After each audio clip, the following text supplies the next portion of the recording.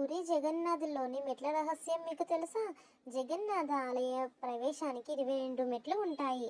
వీటిలో 3వ మెట్టును యమశిలగా పిలుస్తారు. పురాణాల ప్రకారం యమధర్మరాజు జగన్నాథు 3వ మెట్టు పైన యముని స్థానం నిర్ణయించాడని, తద్వారా నన్ను దర్శించుకొని తిరిగే భక్తులు ఈ యమశిలపై అడుగు పెడితే వారికి కలిగిన పుణ్యం నశించి యమలోకాలకి వెళ్లాల్సి వస్తుందని వరమిచ్చాడని నమ్మకం.